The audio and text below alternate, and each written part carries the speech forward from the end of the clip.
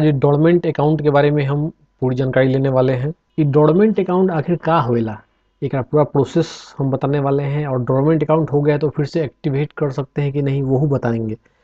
देखिए होता क्या है कि अगर लगातार आपने एक बैंक अकाउंट रखा हुआ है और लगातार 24 महीने तक 2 साल तक जो है अगर आपने कोई उसमें एक्टिविटी नहीं किया, ना कोई क्रेडिट कर रहे हैं पैसा, ना कोई उसमें पैसा डेबिट हो रहा है, किसी तरह का कोई लेन देन नहीं हो रहा है, तो बैंक जो है उसको इनऑपरेटिव या डोरमेंट घोषित कर देता है। मतलब डोरमेंट कैटेगरी में रख देगा, फिर उसमें अब वो निष्क्रिय हो जाता है। फिर वो एक तरह से समझ लीजिए कि वो एक तरह से बंद है ना।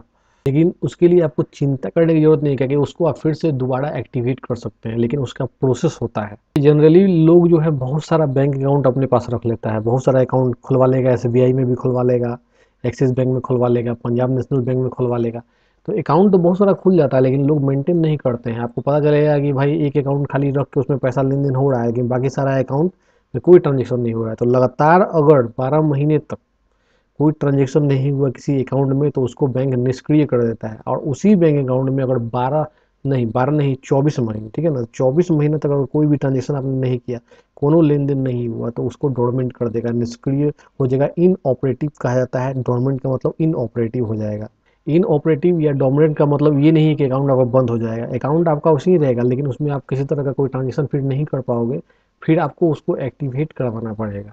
बिना एक्टिवेट करवाए उस चीज़ में फिर आप ट्रांजेक्शन नहीं कर सकते हो। मान लीजिए कोई अकाउंट आपका डोरमेंट हो गया, आप जाओगे कि उसमें कुछ पैसा डलवा दें तुरंत, तो नहीं, उसके लिए पहले आपको एक्टिवेट करना होगा, और बाद आप उसमें जो है आगे कुछ कर सकते हो। एक और क्वेश्चन है कि भाई अगर हमारा अकाउंट डोरमेंट हो गया तो उसमें अगर मान लीजिए हम 10,000 रुपया रखे हुए हैं, तो उसका क्या होगा।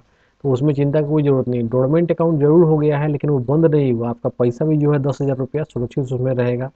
अगर वो सेविंग बैंक अकाउंट है तो उसमें आपको ब्याज भी मिलेगा, इंटरेस्ट भी मिलते रहेगा, लेकिन उसमें आप ट्रांजेक्शन वगैरह नहीं करोगे, डोरमेंट हो जाएगा। उसमें फिर से आपको स्टार्ट करने के लिए, एक्टिवेट करने के लिए फिर आपको प्रोसेस हम बता रहे हैं।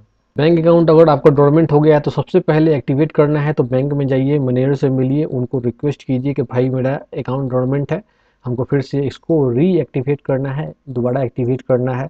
और उनको रीज़न भी बताइए कि भाई काहे डोरमेंट हो गया, क्यों नहीं आपने ट्रांजेक्शन किया। एक लिखित में एक लेटर लिख के दीजिए बैंक मैनेजर को।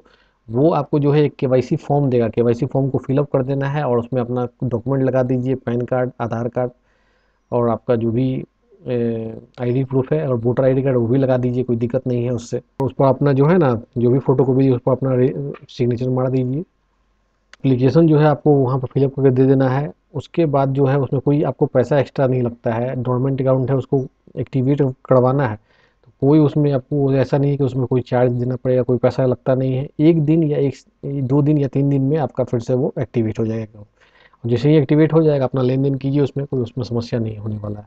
तो एकरा से रिलेटेड कोनो क्वेश्चन वोश्चन होगा तो फिर कमेंट करिए, हम वीडियो बना दें। जय हिंद।